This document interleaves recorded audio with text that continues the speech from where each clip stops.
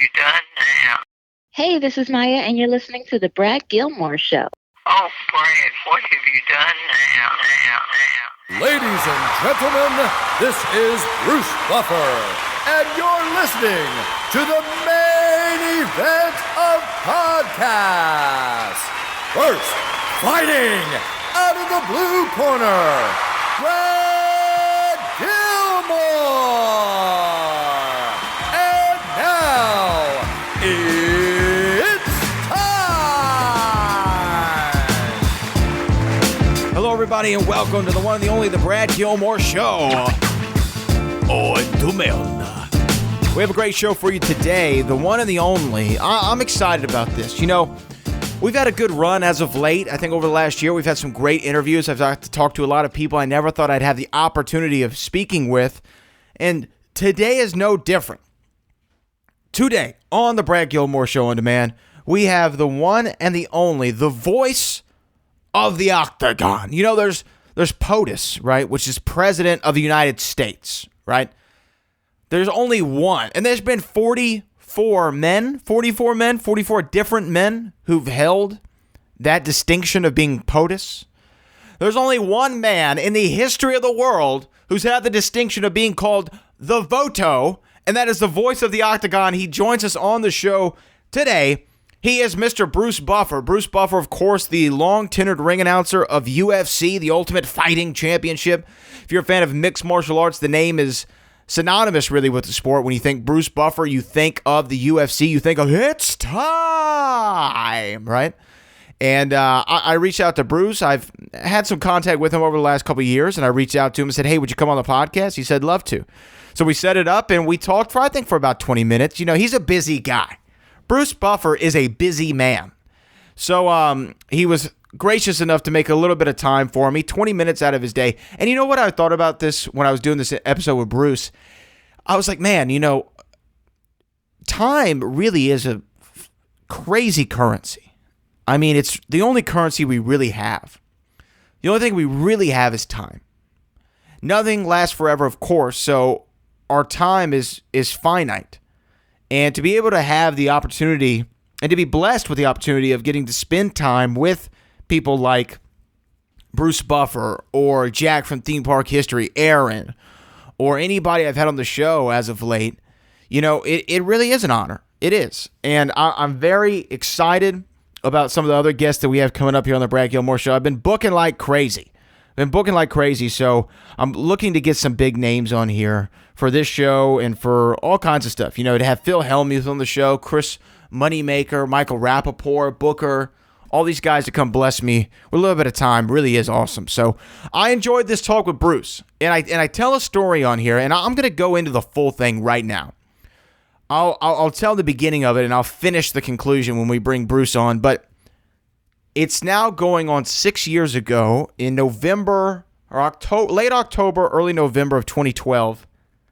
I was scrolling through, you know, I woke up in the morning like I do every morning, and I was scrolling through Twitter, and I saw a tweet from something from wrestling. I think it was from WWE. I think I followed WWE on Twitter. Now, I'm a lifelong fan, but at the time, I did not watch wrestling for a good number of years. I want to say from probably 2008 to 2012, I was out. So that 4-year span, I just didn't follow it. I watched WrestleMania every year, and every year I'd be like, who the hell are these people? I don't recognize any of these names. So I kind of fell out of love with wrestling for a little while. And I guess, you know, a lot of that's high school and, you know, fraternizing with females, and wrestling really just didn't, and I was heavy into my music, so I didn't really focus on wrestling. And 2012 came around, I was scrolling on Twitter, woke up Saturday morning, scrolling through, I was doing online radio at the time, and I saw a tweet from WWE, so I click on that.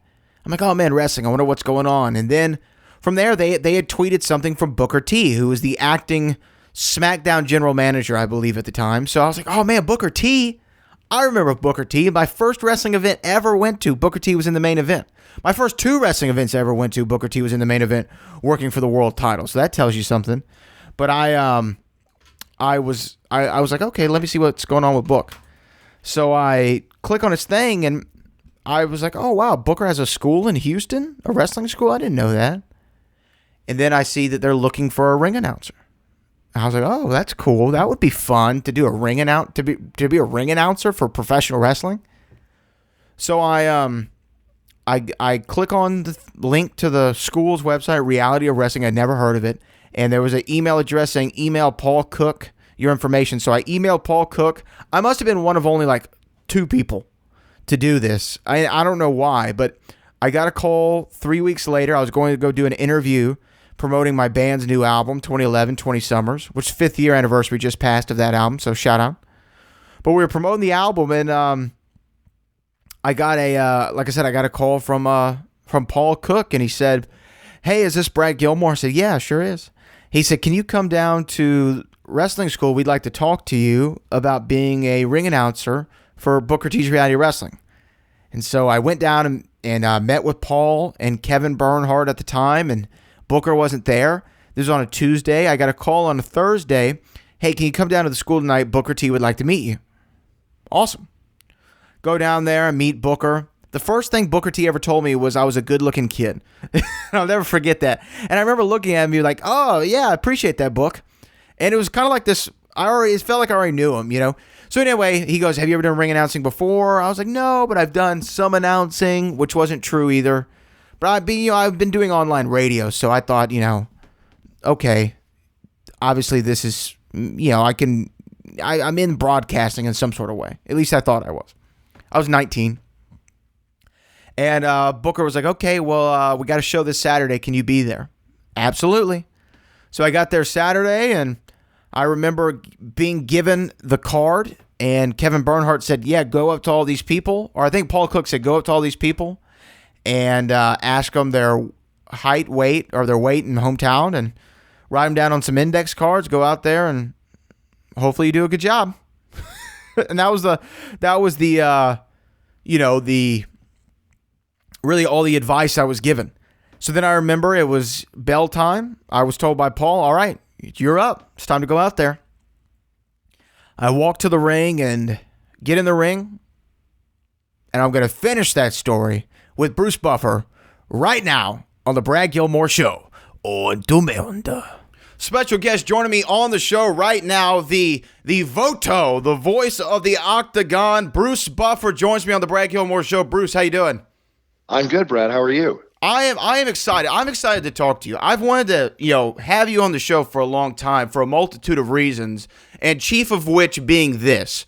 I got my start in pro wrestling in 2012. And right. I got my start with a guy named Booker T, WWE Hall of Famer, back in the WCW days. Y'all might have rubbed shoulders. But know Booker T very well. Yes, so Booker gave me my start, and he just donned me the ring announcer. I had not done any ring announcing ever in my life before, but when he said, can you do it, I said absolutely, like anybody in entertainment would, right? So I go out there on my first night. I'm live in front of about 300 people. Cameras are on, lights are on, and the only thing in my head that I'm saying to myself is sound like Bruce Buffer. Sound like Bruce Buffer. That was my mantra. If I was doing transcendental meditation, that would be my mantra, was to sound like Bruce Buffer, and I've been with him ever since. So I think that you've kind of helped me secure my job position with Booker T for all of these years, so I got to thank you for that. I'm very, very honored by that. And Booker T's a great guy. I used to go to the WCW shows when Michael Buffer, my legendary announcing brother, known for the Let's Get Ready to Rumble, was the announcer at WCW. And I'm Michael's manager. And I had the pleasure of being at many of those shows backstage and watching Booker and T and Hulk and Macho Man all do their thing. To me, that was like the glory days of wrestling. It was amazing back then. Oh, it was the best time. You know what? I'm shocked. I actually talked to somebody who worked for WWF at the time, and they said that there were some offers made to you to be a ring announcer for WWE. Was that true? No, the WWE never came at me. If anything, I had my brother Michael do like a commercial for them and one other thing. I'd heard scuttlebutt, like Paul Heyman has said to me for a long time he'd love to see me come in and do a bit at the WWE. like do a bit with me, actually, if we ever got it together. But that's about as close as I've come. I've never been on a bargaining table with the WWE, so no formal offers ever come through. If they thought about it, again, like you saying what you said, I'm honored. Well, yeah, I think it'd be great. You have it's kind of crazy to me, Bruce, that you have like you said, this legendary brother, Michael Buffer. Let's get ready to rumble. Everybody in the world knows that. You didn't meet your brother. He's your half brother. Y'all didn't meet until what, 1989, 1990, somewhere around there. Yeah, right around 89. I was around 28, 29 years old, and I saw Michael on TV doing his thing when boxing was the water cooler conversation, on a Monday at the office, and kind of the way big UFCs are now. And it was so big back then, pretty much everybody was watching boxing. And when Michael came on the screen, they put his name on, Michael Buffer. And I owned telemarketing companies in my 20s. I never saw my name in a phone book. This is pre-internet when we actually worked out of phone books. And when I saw his name on the screen and looking at this, very handsome, debonair James Bond style guy doing his thing, which really brought attention to the ring announcer, I like a light bulb went off my head. Who is this guy? And long story cut short, over the course of a year, people would stop me saying, "Is that your brother?" The guy that goes, "Let's get ready to rumble." And I go, "No, my brother's named Brian, the brother I grew up with all my life." And I talked to my dad, and I found out that my dad was married briefly during the World War II, when he went over to the Pacific to serve in World War II. And after 9 months, he came back, and then a son had been born, and it turned out to be Michael Buffer. And Michael was raised by foster parents. The last time they saw each other was when he was 2.5. And so Michael was doing a fight in California and had my dad call the venue, and Michael called him back, and they got together for lunch, and it turned out to be his son. And then we got together, and very short period of time later, say 3 years or so, I sold 2 companies. I was doing fantastic, but I was burned out on what I was doing. And I rolled the dice. I quit with the money I had in the bank, became Michael's manager and business partner, and trademarked the phrase, and the rest is pretty much history from all you've seen happen over the last 25 years. So he's your half brother. You meet him in '89. You'll start to trademark. You're being his business manager. You're backstage at WCW. When was the light bulb? When did the light bulb go off and say, you know what? Why don't I follow in my brother's footsteps and let me step into the Octagon, or let me step into the ring and be an announcer? Well, my job as a manager to my client, to my partner, is to get him in all the big events that happen in the world. That was my goal, is to take Michael, keep him in the boxing ring, but put him in the basketball courts, the football fields, any big event that came around. And when the UFC came around, it was the fastest growing pay-per-view on TV. So I called the owners, cold called them, got Michael a 3-fight gig contract. First time he came out, he said, if it's not in the Octagon, it's not real. And I knew I was going to get a call from the WCW on Monday, because back then they wanted everybody to believe that when Hulk Hogan punched you 20 times in the face, that it was real. Right. But we all know if it was real, your face would be mashed potatoes. Right. So with that being said, in all respect to the wrestling, we had a huge contract with WCW, and obviously, the choice was obvious, and Michael could not have continued at the pace the UFC grew. So we did the 3 fights. He did the 3 fights. And then I told the UFC, I said, listen, you need a buffer in the Octagon. I've got tremendous media contacts from everything I've been doing, over the last number of years. And I'll help you build a sport, because I've been a martial artist since I was 12, got, black belts, and I've fought, amateur wise or smoker wise myself many times. And I feel that I can grow, and I want to grow with you as the organization and help you build the brand, but I've got to be the announcer. So it kind of fell on deaf ears. So then what I did is I got a videotape sent to me by this monster fighter named Scott the Pitbull Ferrazzo, 340-pound, arms down to his ankles, kind of guy, a great guy and a very strong fighter. So I got him a gig with UFC 6 in Bayamon, Puerto Rico, and they fly the manager down. So my whole goal was, I called the owner. I said, listen, I'm coming down with my fighter. I've got a tuxedo in my bag. Let me announce the prelims, show you what I got, and let's get going here. Let's build this. So I did announce the prelims, and then they didn't call me back for the next show. And then I got a phone call when I was in the hospital with my mother, when she had just had a very serious operation. And my cell phone rings, and it's the UFC saying, listen, we need you in Alabama in 2 days. The announcer can't make it. We want you to do the whole show. Can you be here? And my mother gave me a thumbs up, like Rocky's wife, from the bed, like, get out there and fight. And she said, go, you got to go. And I went, and I did the whole show, thought I did a good job, and said, hey guys, let's get to work here. And lo and behold, they hired somebody else for the next couple shows. And then they called me to do Friends, the Ultimate Fighting Championship show on Friends. It was episode number 23. And Warner Brothers wanted me to do the show. They wanted to have the real announcer, and they got tape and video of me, and they said, we want Bruce to co-star as himself on the show. So the owner called me and told me that, and I said, you know what? Fine, but you better meet me on the set. I need to talk to you at lunch. So I met him at lunch on the day of rehearsal, and I said, look, Robert, that was his name, Robert Meyerowitz. I said, listen, I feel like a girl waiting for a date to the prom. And quite frankly, this is the last time I'm going to ask. It's been a year and a half now. I need to be the announcer. I need to grow with you.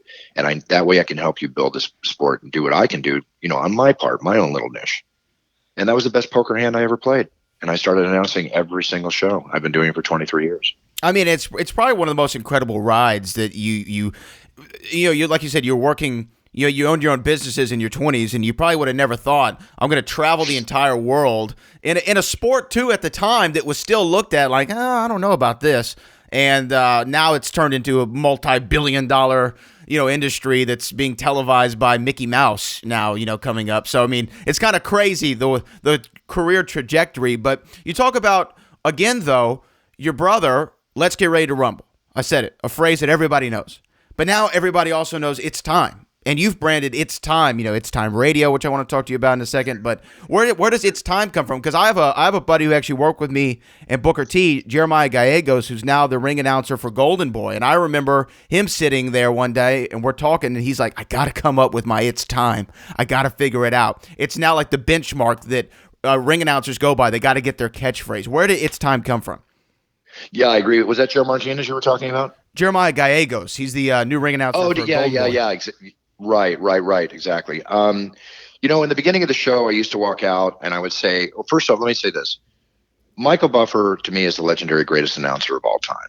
And he put the focus on the ring announcer for all of the ring announcers to, be a little more noticeable. Absolutely. Depending on their style. So I told myself I never wanted to be Frank Sinatra Jr. Okay, I wasn't interested. I set a goal and I said, listen, I'm going to do this. And if in the second or third year I have not developed my own style that I'm distinctly known for, then I'm going to let it go. I'm going to walk away. It's just the way I am. So I went out and I was not phrase driven. I didn't feel you needed to have a phrase. To me, it's not what I say, it's how I say it, right? Because I put my body, my passion, my heart, my soul into my announcing. Right. And the moment I find myself phoning it in, then I'm going to retire because I can't travel the world throwing a tuxedo in a bag, 35, 40 times a year and not enjoy it and be the kid in the candy store that I love to be when I work. I have a very different attitude, I would say, than probably most announcers out there in the way I approach it. I approach it like an event. Each show to me is like a performance that I need to get in shape for. And I have routines, the whole bit. And I've not changed that pattern of thought for 23 years that I've been doing this. So when I got in, what happened is eventually I used to say at the beginning, it's time to begin the ultimate fighting championship. I did that at the opening of the show. And when I got to the main event, after a number of years, I realized, hey, the fans have been sitting here for 6 hours. The fighter's been training for 6 to 8 weeks or more. It's now culminated in this main event, this moment, and it's time. This is the time for everybody to prove themselves. And I had a habit every morning shaving or, when I start my day, looking in the mirror and saying, it's time. And I realized I've been doing that for years. So I incorporated It's Time into my main event announcement. And the evolutionary process that takes place, it just organically grew. And I'm very proud of it. And thank you for what you said, about people knowing it. I take great pride in it. And I've trademarked it, and it's being marketed in many different ways. Like you said, it's become very popular, and I'm just very honored that people pay attention and like it. I mean, it is crazy, though, for both brothers to have these iconic phrases. I mean, I remember the Budweiser. It was a Budweiser commercial or a Bud Light commercial that had the It's Time in, right? I mean, and it's been one of the – here's the crazy thing, Bruce, is there's nothing that gets me more pumped up when I'm sitting there watching, the UFC, when the main event comes on. Because it's become a performance. Like your build-up for the main event intros – is a part of the main event now. And if the main event doesn't have it, it doesn't feel as special. It is crazy. Like you said, it is a performance. Thank you. I appreciate that very much. People, it's like we are announcers, ring announcers, but I consider myself, like you said, and thank you for that, a performer. And it's, I used to watch, some of the emphasis came from like the 80s and the 70s when I used to go to these and 90s, I go to these great rock concerts, right? And I'd watch the main singer, whether it's Steven Tyler or Rod Stewart, and the way they would command the stage and the way they would perform and do their thing, or even looking at Elvis when he did his little, turn or something like that. Right. It's not show business, it's show biz, right? And it's all about creating the entertainment value. And the show is not about me by any standards whatsoever. I am there to enhance the moment for that warrior in front of me, male or female, and for the great fans of MMA and the UFC that are watching. And that's what my job is, and that's all it is. And I just happen to take great pride, and I love my job. I love who I work for. And you're right. It's been an amazing rocket ship ride upward for 23 years. I mean, the UFC just sold for $4.2 billion. And I heard because of the ESPN deal, Mickey Mouse, like you said, that they're valuing it somewhere close to $7 billion now. That's only 2 years after it's sold. It's unbelievable. It's one of the best success stories, I think, in the history of American business. The UFC, really, Right. When you look at not just sports, not just entertainment, like when you look at business, I don't know if there's been any business that's been able to grow as fast as that. Especially it's not a tech company or anything like that. It's grown exponentially. You're absolutely correct. And as a result, we have fighters out there. And, you hear people complain, oh, the UFC doesn't pay. And that's crap. The UFC pays very well. I mean, in MMA, I remember guys like, the great Rampage, Quentin Rampage Jackson, right? I used to announce him at King of the Cage, this other event where he used to make $500 a fight when he started. And in the end, he made well over $10 million in his last reign with the UFC. And I think that's incredible, and then fighters that start the fight on the undercards, if I'm not mistaken, they're guaranteed, I think, $10,000 a show and $10,000 if they win. And if you look at boxing undercards or the other MMA shows out there, the undercard fighters don't make anywhere near that. And then you have people like Conor McGregor, who's broken the bank with his earnings because of, the tension he brings to the show. You've got people like Nate Diaz, who was making $100,000 or a nice amount of money for his fights and get to fight Conor, and suddenly now he's making millions of dollars. And George St. Pierre and Anderson Silva. I mean, they've created. Yeah. And Brock was a millionaire before he ever came in, but that's true. They've created avenues for the fighters that have become, I think easily, they probably created about anywhere from 50 to 100 millionaires, and I want all the fighters. I wish every fighter made $1 million. You're putting your blood, sweat, and tears and your life on the line. You deserve it. So they've really created a path. They've also been the rocket ship that has created the pathway for all the other MMA events out there, whether it's Bellator or the smaller events or the King of the Cages, to follow in that path and be able to be successful themselves. So it's like the NFL. You've got the NFL. When you're in the NFL, you shouldn't go anywhere else. You want to stay in the NFL. But there's a CFL and there's all the other leagues underneath, and that's what the NFL has created, and has created this whole genre, this whole business. So long story cut short, what we've seen is we've actually seen a sport. Now, when is the last time in your lifetime, much less mine, maybe skateboarding? But when is the last time you've ever seen a sport created and watched it grow to be the mega success that it is? And that's what the UFC has done. It just hasn't happened. I even think skateboarding had a peak, but and then it went kind of away. I mean, it's still there, but it's not what it was with the Tony Hawk Pro Skater video games and everything in the early 2000s. But the UFC has continued to grow and has not stopped growing since its inception. I mean, that's just it's just incredible. It's like I said, there's nothing really like it. It's like you said, especially in my lifetime or yours, it's second to none. WWE's up there with it, obviously, but Oh, absolutely. No, I give huge credit to Vince McMahon and everything going on in the WWE. I'm so proud to see Ronda doing what she loves, doing it so well in the WWE and making the mark for herself, just getting the belt recently. Yeah, it's just an amazing thing. It really is. And a lot of this, if anything, we were again on the outs. And John McCain, my condolences and best wishes go to his family and loved ones. But John McCain was one of the key reasons, even though he got the UFC taken off the air on In Demand with claiming it was human cockfighting back then. But then he changed his tune, and that political inroad that he created actually, I think, benefited the UFC in the long run, helping it grow to where it got to, because when Dana White and the Fertitta brothers took it over, it was a failing organization. They bought it for $2 million. And thank you, Dana White. I mentally bow to Dana, just out of respect, like you do in a dojo when you walk on the mat, saying, Dana, thanks. Thanks for the opportunity. Thanks for how you've done this. Thanks for my job, And now we have WME and Ari Emanuel and Patrick Whitesell behind it. And which is probably the largest, most powerful media company in the world, or one of them. So somebody's doing something right. They're doing something right. Or at least they're getting enough right to continue to grow. There's always going to be missteps, but they're doing enough right. We're already a little bit over on time, but I just got one more for you. Just overall, the last time we saw the now famous, you do the Buffer 180.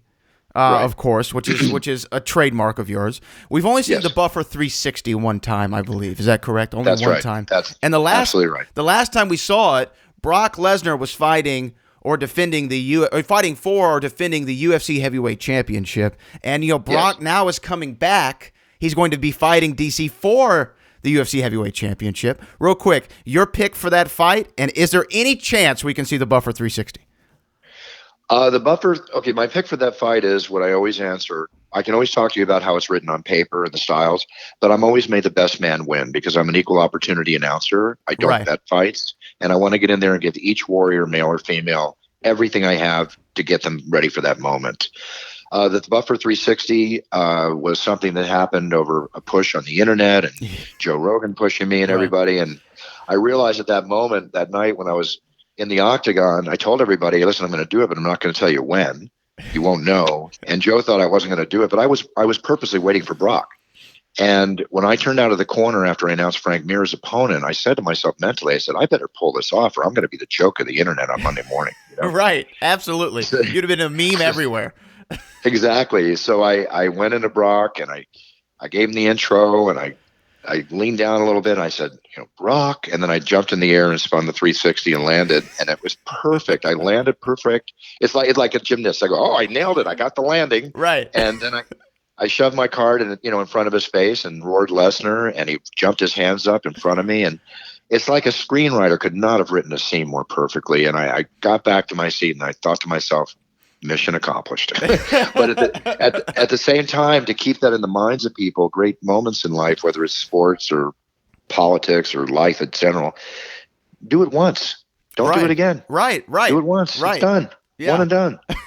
And quite frankly, and then people want me to do 720s and 540s, and I'm like, I'm not a gymnast, I mean, I'm athletic. I've been an athlete my whole life, but I'm 61 years old. I'm not going to be doing backflips, Yeah, give me a break. Okay, well, I feel like I had to ask because it is so memorable, and you did it now over 120 UFC shows ago, and I still remember it to this day. But this is Bruce Buffer. It's Time Radio is available where and when? It's Time Radio is my podcast. I've had it for 10 years. Lifestyles podcast. I have actors, sports stars. I rant, I rave. I'm on the Revolver Network, which is on the internet, but you can find it on iTunes, of course. And there's many other areas out there that carry It's Time. But just go to iTunes, look up Bruce Buffer It's Time podcast, or just Google Bruce Buffer It's Time podcast. Or here's another thing. May I say this for a second? Go ahead. The fans out there, including wrestling fans that write me, I offer for a very reasonable price championship introductions, like you're being introduced in the Octagon like a champion. I do them on audio. I used to get paid hundreds of dollars for this. I just charge $99 because I get part of the proceeds to animal, military, and children charities. And videos are a little more. I do weddings, birth of babies, corporate events, professional NFL football teams. If you ever have any needs for videos or audios, just write me through brucebuffer.com. My office will answer. But if you're an MMA fan or a wrestling fan and you want to get a rousing introduction, that championship introduction, I'm so happy to do this because my partner and I, we get all these thank you notes that come in, right? And she'll send them to me, and it's like it almost brings tears to our eyes how happy we're making people, and that's why I like to keep it reasonable, and of course give to the charities that I mentioned too, so everybody benefits from everything. And you can do that on brucebuffer.com. Follow him on Twitter at Bruce Buffer. Bruce, it's been an absolute pleasure. I hope we stay in contact, and then I'll talk to you again soon. Oh, thanks very much. No, it is a pleasure for me, too. I wish you all the best. Please give Booker T my best. I will. Love watching Booker T do his thing when I was back there backstage. Man, that guy gave his all. We got to get you on the show with Booker, too. I think that he would love to speak with you soon, too, because he's the biggest UFC junkie in the world, so I'm sure there'd be much to talk about. Invite me back anytime, Brad. All right, I appreciate it, Bruce. That's Bruce Buffer, everybody. We'll be right back. Oh, Brad, what have you done now?